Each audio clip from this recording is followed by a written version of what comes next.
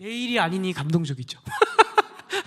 근데 내가 내일 모레 끌려갈 수 있다고 생각하면 이 비장함 어떡할 거야.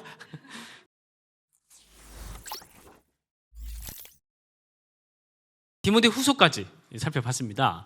지난번 말씀드렸듯이 디모데 후서는 네로 황제의 치하에 있었던 그런 상황 가운데 베드로 사도와 바울 사도 두 사람 다 그때 순교를 당합니다.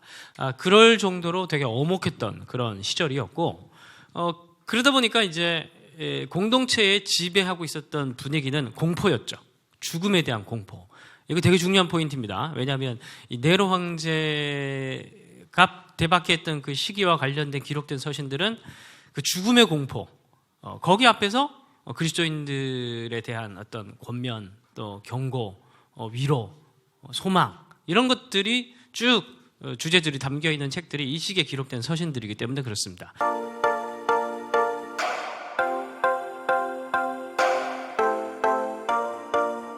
그럼 먼저 히브리서로 들어가 보도록 하겠습니다. 히브리서가 되게 어려운 책이라고 이제 많이 알려져 있는데 그 이유가 있습니다.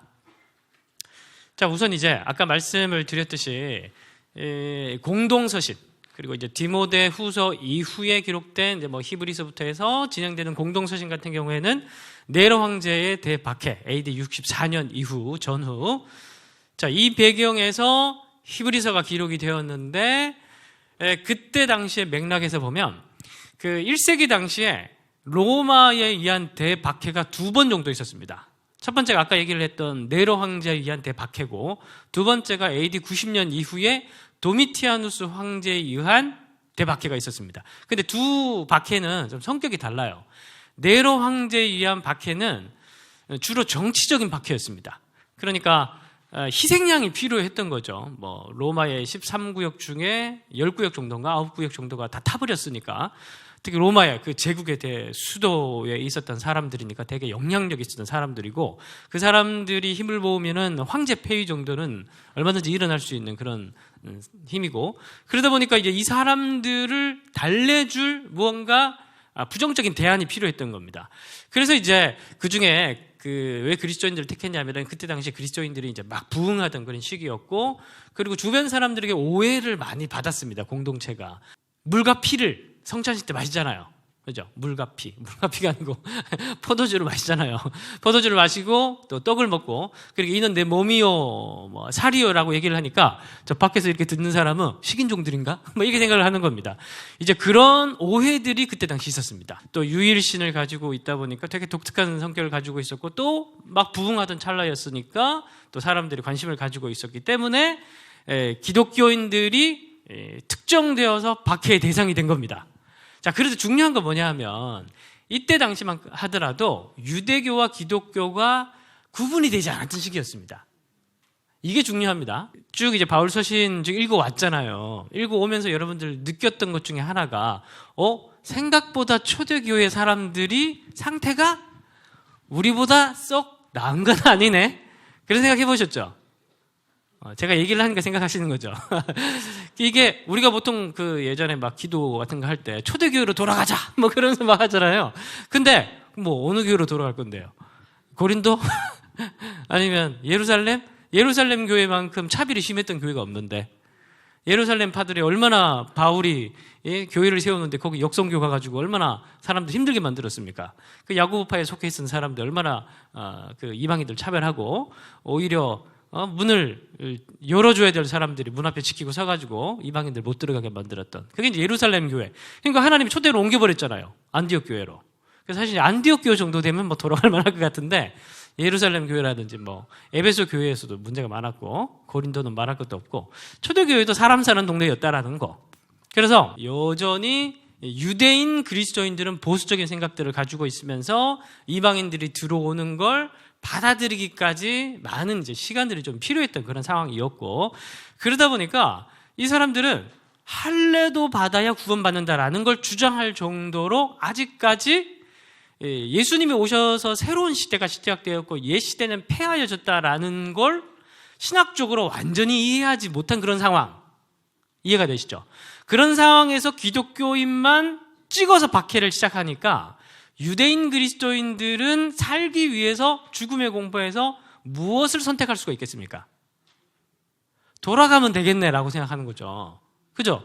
돌아가면 이제 박해를 안 받을 수 있잖아요. 그래서 돌아가면서 자기는 배교하지 않았다라고 생각을 하고 주장을 하는 거예요. 그런 독자들을 대상으로 해서, 그러면 이제 여러분들이 만약에 그때 당시 기독교 지도자라고 한다면 그렇게 돌아가는 유대인 그리스도인들을 향해서 뭐라고 얘기를 하겠습니까? 돌아가면 안 돼, 이런 정도로 얘기를 하겠습니까? 돌아가면 지옥 간다, 돌아가면 배교다 라는 메시지 정도의 강한 메시지는 던져야지 돌아올 거 아닙니까? 그래서 히브리서의 메시지가 되게 셉니다. 그리고 중점적으로 무엇을 다루고자 하냐면, 돌아가고 있는, 배교하고 있는 유대인 그리스도인들을 신학적으로 굴복시켜서 데려오기 위한 책이다 보니 이 구약적인 부분들에 대한 진술이 많습니다. 신학적인 진술이 많습니다. 특별히 유대교의 핵심은 뭘까요? 성전입니다. 그죠? 성전 제사. 성전 제사가 핵심이거든요. 오늘날 우리도 기독교인이라는 걸 어느 정도 우리가 정체성을 가지기 위해서는 제일 중요한 게 뭐예요? 예배 드리냐 안 드리냐, 주일날 교회 가냐 안 가냐. 이게 사실은 형식적인 것이지만은 형식적인 게 우리에게 실생활 속에서 계속 반복하다 보니까 본질적인 것으로 여겨지고 있잖아요. 그 시대 당시 사람들도 마찬가지로 제사가 되게 중요한 그 표지였습니다. 구원받은 백성으로서의. 그래서 그 제사, 성전, 제사 요 포인트를 잡고 이게 왜 지금 다 폐해졌는지, 또 여러분 기억하셔야 될 게 뭐냐 하면 AD 64년경이니까 AD 70년에 예루살렘 성전이 로마 티투스 장군에 의해서 파괴됩니다. 그러니까 무슨 말이냐면 히브리서는 아직 성전이 파괴되기 전입니다. 그러니까 성전 제사가 여전히 행해지고 있는 그때 유대인 그리스도인들이 돌아가고 있으니까 저 성전 제사는 끝났다. 저기 성전 아무리 제사 지내도 저거는 끝났기 때문에 소용없는 짓이다. 이걸 이제 강조하고자 합니다. 그러니까 이걸 이제 크게 부정하면서 크게 긍정하는 건 뭘까요? 예수님. 예수님 외에는 절대 구원이 없다. 그리고 예수님을 통해서 모든 것이 다 완성됐다. 이거를 설명하기 위해서 히브리서에서는 두 가지의 굉장히 중요한 한 프레임을 놓습니다. 그게 뭐냐면 시대 프레임이에요. 그러니까 옛 시대. 그래서 히브리서 1장 1절에서 4절 보면 서론이 시작되는데 이게 전부입니다. 어떻게 보면. 그러니까 옛적의 선지자들을 통해서 하나님께서 말씀을 하셨는데 이제 이 모든 날의 마지막, 종말이죠. 종말이 온 거예요. 종말이 왔다라는 것은 그 날들의 마지막, 날들의 마지막이 되었다라는 것은 그 앞의 날들 끝났다는 거예요. 날들의 마지막이 왔고, 그래서 종말이 시작됐기 때문에 새로운 시대가 시작됐기 때문에 그 전에 있던 모든 형식, 내용 이런 건 다 필요 없다는 겁니다. 여기서는 절대 구원이 없다라는 걸 신학적으로 진술하고 강조하고 설명하면서 다시 회개하고 돌아오면 된다. 그런 걸 이제 경고하고 위로하고 권면하고 소망을 주는 게 히브리서입니다. 그런 내용들을 여러분 염두에 두시고 한번 쭉 가볼게요. 그래서 유대교와 기독교가 여전히 겹쳐 있었던 그런 시대 가운데 유대교로 배교하는 사람들이 있었고, 돌아가면 사망이다 라고 얘기를 하려고 하는 게 히브리서의 메인 메시지. 이걸 여러분들이 염두에 두면서 읽으시면 될 것 같고, 그래서 이걸 강조하기 위해서 비교법을 계속해서 사용하는데 그게 뭐냐면 기독교와 유대교. 그런데 기독교가 아니라 예수님의 우월성, 예수님의 우월성을 비교하는 겁니다. 이 구약의 옛시대에 속해 있던 것들과. 그래서 이러한 논리를 전개하기 위해서 첫 번째 비교 대상이 뭐냐 하면 천사입니다. 왜 천사일까? 이런 생각들을 여러분들 할 수가 있는데, 오늘날 우리가 천사라고 생각하면은 애기, 포동포동한 애기가 날개 달려서 날아와서 이렇게 큐피트 쏘고 그런 것만 생각하는데, 그때 당시에 천사라는 개념은 되게 하나님 바로 밑에 있었던 되게 초월적 존재였습니다. 그래서 여러분 신약 성경 요한복음입니까? 거기 보면은 베드로를 지키는 천사. 제가 하는 얘기가 아니고 저 이상하게 보지 마시고 성경에 있는 거예요. 그 시대 당시 사람들 사고방식. 그 시대 당시 사람들의 사고방식은 천사는 되게 아주 초월적 존재. 그리고 다니엘서도 보면 미가엘 이런 천사들 막 나와서 막 전쟁 벌이고 막 하잖아요. 그리고 골로새서에 보면은 무슨 문제가 있었습니까? 천사 숭배가 있었죠. 통독하셨죠? 네. 천사 숭배 있었어요. 골로새서에. 그러니까 이제 그 시대 당시에 천사는 되게 초월적 존재고 중요한 존재고 인간보다 되게 뛰어나고 하나님보다 조금 못한 그런 존재를 여겨졌다는 겁니다. 그래서 이제 천사를 제일 먼저 사용하면서 비교하면서 예수님은 천사보다 훨씬 뛰어난 존재다. 왜? 천사는 예수님의 수종을 드는 존재니까. 그럼 수종 드는 존재니까 당연히 예수님이 주인이고 수종은 종이잖아요. 그죠? 그러니까 그때 당시 사람들에게 천사는 예수님의 수종을 드는 존재라고 얘기를 하니까 그 말은 다른 말로 예수님은 하나님과 같은 분이라는 말이 되는 겁니다. 자, 그런데 중요한 건 뭐냐 하면 첫 번째 비교법 천사에 대한 비교를 하면서 이 얘기를 하고 끝 마무리를 어떤 식으로 하냐면 예수님은 그런데 천사보다 낮은 인간과 같은 모습으로 오셨다 이 얘기를 합니다. 이제 그 얘기는 이후에 쭉 진행되게 될 예수님을 통해서 도래하게 된 그 성전 제사의 완성, 이걸 이제 설명하기 위해서 중요한 논리적 포석입니다. 수를 먼저 두는 거예요. 그 뛰어나신 예수님, 하나님과 같은 예수님이 왜 천사가 수종드는 존재인데 천사보다 더 낮은 인간, 그리고 그 인간의 모습으로 똑같은 모습으로 오셔가지고 죽으셨는가? 그 얘기를 히브리서 2장 먼저 앞부분에서 먼저 합니다. 한번 구절 한번 볼까요? 그도 또한 같은 모양으로, 인간 같은 모양으로 혈과 육을 함께 지니심은, 인간으로 오심은 중요합니다. 죽음을 통하여 죽음의 세력을 잡은 자 곧 마귀를 멸하시며, 제가 서두에서 뭐라고 얘기했어요? 지금 현재 이 독자들에게 중요한 상황은 무슨 상황이라고 그랬어요? 죽음의 공포가 지배하고 있는 상황. 그런데 예수님은 왜 몸으로 오셨다고 합니까? 죽음을 통하여 죽음의 세력을 잡은 자 마귀를 멸하시며 죽음을 이기시기 위해 오셨다는 거예요. 그러니까 예수님께서 오셔서 복음의 사건을 완성하셨죠. 복음의 사건은 두 가지가 있습니다. 첫 번째, 십자가. 두 번째, 부활. 고린도전서 15장 여러분들 읽으셨잖아요. 그죠? 앞에 시작할 때 내가 전한 복음은, 내가 받은 복음은, 그러면서 예수께서 우리를 위해 십자가에 죽으시고 장사 지낸 바 되사 사흘 만에 살아나셨으니 500여 형제와 게바와 많은 사람들에게 나타나느니라. 내가 이걸 받았고 이걸 전한다. 이걸 복음이라고 정의합니다. 누가요? 바울이. 바울 선생님에게 쿡 찌르면서 복음은 무엇입니까? 물으면 뭐라고 얘기해요? 두 가지로 답합니다. 어떤 교리가 아니고 두 가지로 답해요. 사건으로 답합니다. 중요합니다, 여러분들. 신약 성경 다 읽어놓고 이거 모르시면 안 읽은 것과 마찬가지입니다. 왜냐하면 복음이 제일 중요하기 때문에. 쿡 찌르면서 복음은 무엇입니까? 라고 물으면은 스토리로 뭔가 교리적인 대답을 하는 게 아니라 두 가지 사건으로 대답을 한다고 했어요. 첫 번째 사건이 뭐라고요? 나를 위해 죽으신 것과 두 번째는 뭐예요? 나를 위해 다시 살아나신 것. 이 두 가지는 뭐예요? 사건입니다, 여러분들. 되게 중요합니다. 왜 우리는 사건을 가리켜서 복음, 기쁜 소식이라고 얘기를 하는가? 왜 그럴까요? 바울이 갈라디아서 2장에서 뭐라고 얘기를 합니까? 내가 그리스도와 함께 죽었고 그리스도와 함께 살아난다고 얘기를 하죠. 다른 서신서에서 계속 반복해서 그리스도와 함께 혹은 그리스도 안에, 그리고 에베소서 2장 말씀 보면 그리스도와 함께 우리를 일으키사 하늘 위에 보호자에 함께 앉히셨느니라. 그거 보시면서 여러분들 눈물 안 흘리셨습니까? 내가 하나님과 함께, 예수님의 보호자 지금 함께 앉아 계시는 거예요. 지금 바울이 봤을 때 하늘과 땅에 있는 모든 성도들이 그리스도 안에 함께 연합해서 하늘이 이미 앉혀진 상태에서 하나님을 함께 찬양하고 있는 장면을 에베소서 2장에서 그림같이 보여주고 있는 겁니다. 그래서 에베소서 1장은 찬송하리로다. 1장 1절부터 시작해서 14절까지 찬송시가 14절에 걸쳐서 쫙 나와. 그게 예배에 대한 이야기예요. 예배에 대한 책입니다. 에베소서가 다 우리가 하나님을 쫙 찬양하는 모습을 쫙 비전을 보여주고 있는 거예요. 그래서 예수님의 복음 뭐냐면 죽으심과 부활하심이라는 사건.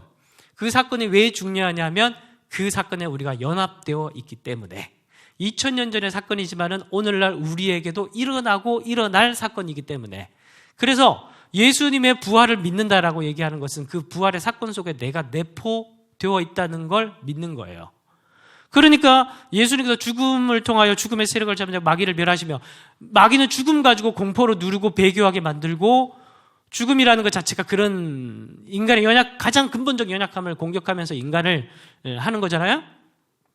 이거를 이제 예수님께서 부활사건으로 멸하셨기 때문에, 마귀의 세력의 힘의 근원을 멸망시키셨기 때문에 우리는 이제 어떻게 되는 거예요? 지금 이제 독자들의 입장에서 봤을 때 내일 모레 죽을 수도 있는 사람들이잖아요. 그냥 이 얘기를 하고 있는 겁니다. 너 예수의 부활을 믿지 않냐? 그 말은 무슨 말이냐 하면은 죽어도 죽지 않는다는 사실을 너희들이 믿는 것이다. 사망 권세를 깨뜨리고 예수께서 부활하신 사건 속에 내포되어 있다는 것을 믿는 것이다. 이제 그걸 하기 위해서 오셨다는 거예요. 그걸 하기 위해서 혈과 육을 입으셨다는 것이고, 또 한 가지는 뭐예요? 여기 보면 모든 자들을 놓아주려 하심이니, 그죠? 죽음의 종로로 탄 자들 놓아주고, 이는 하나님의 일에 자비하고 신실한 대제사장이 되어 백성의 죄를 속량하려 하심이라. 두 가지 또 있어요. 예수께서 또 한 가지, 한 개는 부활인데 또 한 개는 뭐예요? 죽으심. 이 주가 죽으심을 죽으시기 위해서 오셨다는 거예요. 근데 그 죽으신 사건은 무엇과 관련되어 있냐면 단순히 죽었다는 것만 관련 있는 것이 아니라, 첫 번째 대제사장이 되시고, 두 번째 속죄 양이 되시고, 이 두 가지를 하시기 위해서 예수님께서 혈과 육을 입고 오셨다는 겁니다. 그래서 왜 예수님께서 대제사장이 될 수 있냐? 예수님께서는 유다 지파 아니냐? 대제사장은 레위 지파만 되는데 거기에 대한 답변을 또 해야 될 거고, 그리고 잘 보세요. 성전 기능에서 최고의 핵심은 제사입니다. 그죠? 동물 제사를 드려야 되는데 동물 제사를 드리기 위해서는 중보자가 필요합니다. 죄인이 하나님께 직접 못 나가잖아요. 그죠? 그래서 중보자, 대제사장, 하나님이 세우신 대사장이 필요해요. 그래서 레위 지파 외에는 아무도 못합니다. 그거는 불법이에요. 그래서 왜냐하면 이유는 몰라요. 하나님께서 레위 지파를 세웠어요. 레위 지파를 통해서만 제사를 지낼 수 있습니다. 구약 시스템에서. 그리고 또 제사장만 있어야 되는 게 아니라 또 뭐가 있어야 돼요?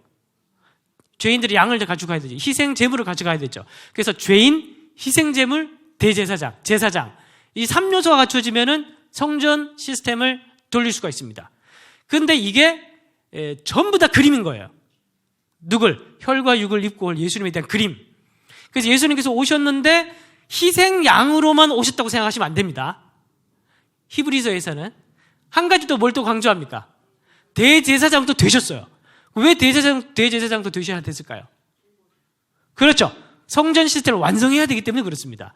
옛것이 다 무너졌고 쓸데없고 파멸됐고 다 끝났기 때문에 거기서 아무리 있어봤자 너희도 구원 못 받는다 라는 걸 성취를 얘기하려면은 예수님이 대제사장도 되셨고 희생제물도 되셔가지고 이걸 십자가 사건 속에 다 성취하셨다라는 걸 진술을 해야 되는 겁니다. 또 한 가지는 부활하셨다는 사건을 통해서 이제 너희들은 걱정하지 말고 소망 가지고 너희들은 이 세상에 여전히 남아있는 이 세상에서 주님 앞에 서는 그날까지 부활 소망 가지고 살면 된다 라는 걸 이제 부활 사건으로 얘기를 하는 거고, 그래서 십자가 사건과 부활 속에 담겨있는 신앙적인 그림과 우리의 신앙을 가능하게 만드는 에너지의 근본되는 스토리가 얼마나 큰지 아시겠죠? 그러니까 사실은 예수님만 믿으면 된다, 이 말 속에는 예수님의 십자가 부활 사건이 다 성취됐다, 우린 이 두 사건 속에 연합되어 있고 믿음으로 연합되어 있고 성령을 통해서 이것이 우리에게 이루어짐을 믿고 그대로 살아가면 된다, 이 말 속에 다 들어있는 거예요. 사실은 성경은 이 스토리를 얘기하려고 다 있는 거고, 그 구약 성경을 읽을 때 제일 재밌는 거는 구약 성경에 담겨있는 예수님의 부활과 예수님의 십자가를 숨은 그림 찾기가 제일 재밌고, 신약 성경은 그게 어떤 식으로 나타났는지를 발견하는 게 또 제일 재밌고, 그게 성경 읽는 재미입니다. 이 재미를 올 한 해 못 보셨다면 23년에 다시 한번 보시기 바랍니다. 성경은 늘 다시 읽어도 재밌어요. 그래서 속죄, 부활, 소망. 그죠? 제가 방금 얘기했던 겁니다.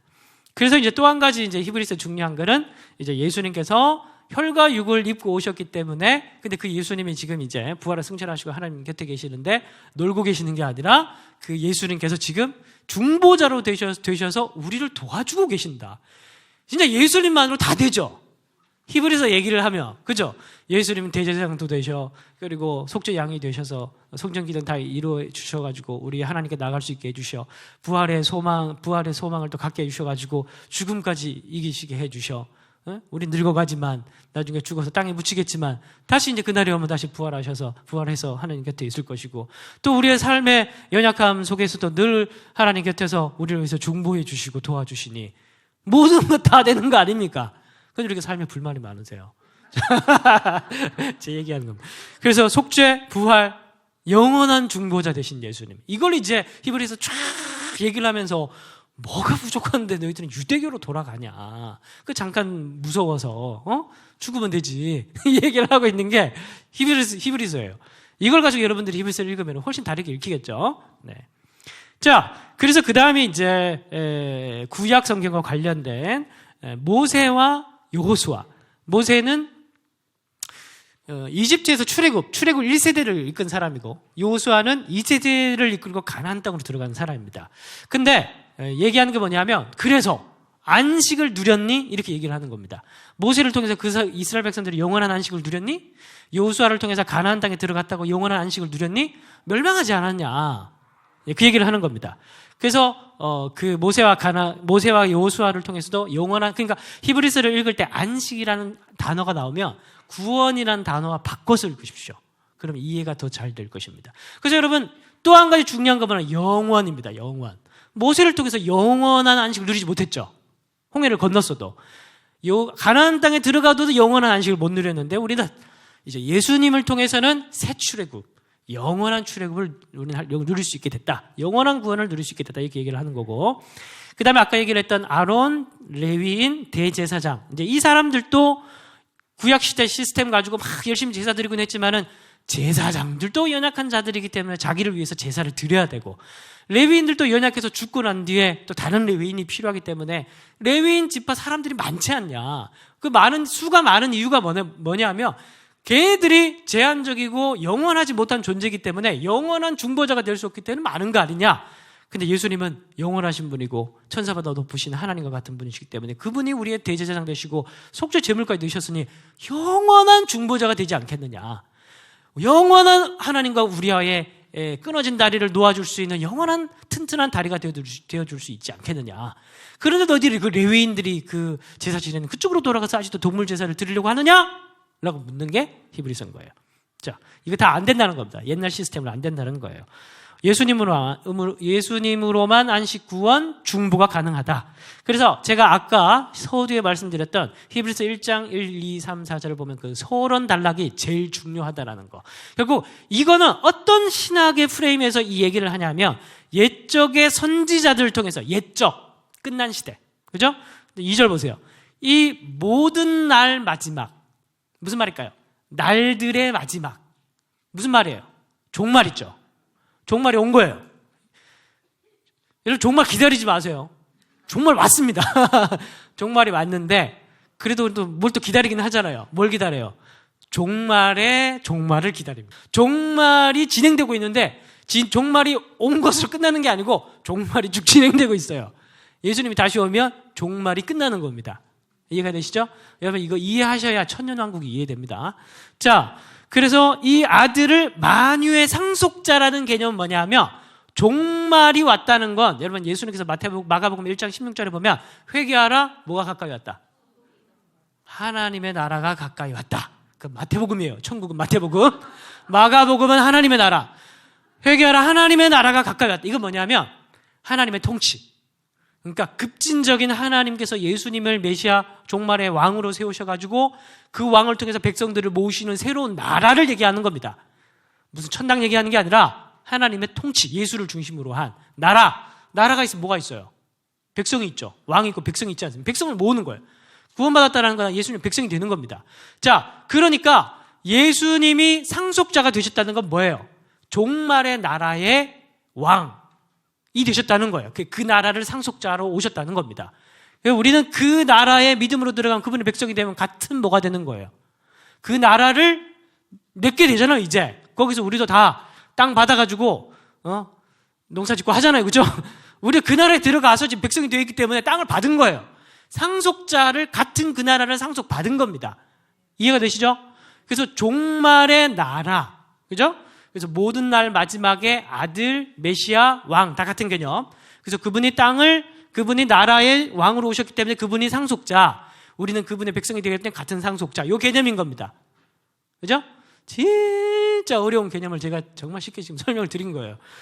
자, 그로 말미암아 모든 세계라고 번역되어 있는데, 그 헬라 원문을 보면 세대입니다. 세대, 제너레이션, 세대예요. 세대. 출애굽 1세대, 출애굽 2세대. 그 할 때 세대라는 말. 세 개가 아니에요. 그리고 이 세대는 왜 세대냐면 옛날 세대. 옛날 세대와 지금 세대 전부를 예수님께서 다 지으신 분이라는 거예요. 그러니까 예수님께서 종말이 오시긴 했지만 이 멜기세덱을 얘기를 하면서 멜기세덱의 반차를 쫓아서 대제사장이 됐다 그랬죠. 멜기세덱은 아브라함 시대. 아브라함이 11조를 바쳤어.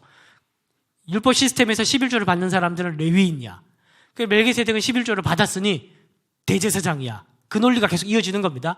그러니까 레위인이 있기도 전에 대제사장이 있었다고 하는 거예요. 있었어. 귀여운 척 하려고 하는 거예요. 아닙니다. 지금 말이 꼬여가지고. 그래서 대제사장이 원래 있었어. 레위인이 아니라. 그러니까 영원한 제사장의 라인이 따로 있는 거야. 혈통 레위인은 중간에 들어온 거야. 율법은 중간에 들어온 거고 근본적인 게 아니야. 반말해서 죄송해요. 쉽게 빨빨 얘기하려고 하는 거예요. 그래서 처음부터 대제사장이 있었어. 그게 멜기세덱이고 예수님은 그 반차를 쫓아서 온 거야. 그러니까 예수님 모든 세대를 지으신 분이라는 거예요. 이해가 되시죠? 이야, 히브리서 진짜 어려운 책인데 저도 제가 정리하면서 너무 놀랐습니다. 이게 이렇게 정리가 되다니. 이해가 되셨죠? 자, 그럼 히브리서 잘 읽으시기 바랍니다. 자, 이런 이제 아주 강력한 메시지들이 있어요. 그래서 이런 이제 신학적인 진술들이, 어려운 진술들이 쭉 있는데, 그게 이제 아무리 유대인들 대상으로 하다 보니까 좀 어려운 내용들이고, 자, 이제 그런데 중요한 건 이런 걸 얘기를 하면서 그 사람들에게 돌아오게 만들어야 되니까 메시지가 세요. 어쩔 수 없이 셉니다. 그래서 여러분들 늘 성경을 읽을 때 우리가 질문을 이렇게 하시는데, 예를 들어서 배교하고 배교하고 가면 절대 다시 구원 못 받는다. 이런 얘기라든지 그런 거는 이 워딩이 좀 셀 수 있어요. 독자들의 상황에 따라서. 그러니까 목회적인 차원에서 기록된 책들입니다. 성경은 거의 다가. 예? 그러니까 그런 이제 맥락 속에서 여러분들 쭉 읽어가시면 좋을 거고 회개하고 돌아오면 받아주지 왜 안 받아줄까요? 회개 안 하니까 문제지. 그래서 이제 그런 걸 감안하셔가지고 그 사람들에게 아주 강력한 경고를 하고 있다는 걸 이해를 하시면서 보시면 되고, 말씀에 굳게 붙들어 떠내려가지 말라라고 얘기하는 이 원문에 보면 표류하다 이런 단어입니다. 표류. 그러니까 막 공포가 뒤덮여가지고 막 사람들이 그렇잖아요. 막 휩쓸려가지고 공포의 바이러스 갖고 공동체를 휩쓸려서 여기 사람 어제는 최집사 끌려가고 내일은 또 김집사 끌려가고 그러면서 형장이 이슬로 사라지고 그렇게 어려움들이 있고 하면 사람들 얼마나 분위기가 그렇겠습니까? 분위기 휩쓸리지 마라. 말씀을 굳게 붙들어라. 여기서 이 말씀은 뭐예요? 십자가와 부활의 말씀 붙들라는 겁니다. 그러면 너희들이 그게 휩쓸리지 않을 수 있다. 이제 이런 말씀인 거고, 이제 믿음으로 안식, 참된 구원으로 들어가라. 완전한 데로 나아가라. 이제 무거운 완전한 데는 예수님의 지식을 깨닫는 완전함을 얘기를 하는 겁니다. 히브리서에서는. 그래서 육적인 어린아이와 같은 이제 그런 거는 아직 유대적 지식은 있지만 그리스도 안에서 완성된 지식은 없는. 여러분 이게 되게 중요해요. 여러분들 지금 막 되게 자기는 아닌 척하고 있지만은 가끔 이제 이 교회들이 쭉 보면 아직도 이제 이 그 육적인 지식과 그리스도를 통해서 완성된 지식의 경계에 있는 사람들이 꽤 있습니다. 빌립보서를 보면은 계속 강조하는 게 기뻐하라. 항상 기뻐하라. 그 다음 읽기 싫어요. 그죠? 시즘을 기도는 잘하는. 항상 기뻐하라. 기쁨의 종교, 완성의 종교, 성취의 종교, 자유의 종교, 성령의 종교. 그게 기독교거든요. 종교라는 말로 설명하기도 참 어려워요. 우리가 믿는 신앙이라는 건. 무엇이든 여러분들을 종으로 삼을 수 없습니다. 사람이든 이데올로기건 어떤 제도건. 우리는 이미 하늘에 앉은 자들이에요. 이렇게 하면 여러분 너무 교만할까 봐 또 조금 죽여서 얘기를 하긴 해야 되는데, 성경의 진리는 그렇습니다. 그리스도 안에 들어간 자는 예수님과 함께 하늘에 앉은 자예요. 하늘에 앉은 자들에게 땅의 제도가 뭐가 필요 있겠어요? 여기서 너무 나가면 고린도 사람 됩니다. 근데 여기서 뭐가 뒤따라가야 돼? 사랑. 그렇죠. 사랑이 따라가면 이게 완성이 됩니다. 이게 이제 사실은 신약성에서 진술하는 거예요. 그래서 마지막 히브리서 13장에서는 치욕을 짊어지고 영문 밖으로 나가자. 여기서 영문 밖으로, 영문도 모르는 그런 영문이 아니고 그 예루살렘 밖으로. 왜냐하면 십자가는 거룩한 땅 예루살렘에 세워질 수 없었기 때문에 영문 밖으로 보내서 십자가가 세워집니다. 골고다가. 그래서 우리는 그렇게 부정한 자로서 예수의 그 세상 사람들이 봤을 때 부정한 자로서 예수의 고난에 참여하며 십자가에 매달리는 것을 주저하지 말자. 그러한 강력한 권고로 히브리서 13장이 끝나요. 내일이 아니니 감동적이죠. 근데 내가 내일 모레 끌려갈 수 있다고 생각하면 이 비장함 어떡할 거야?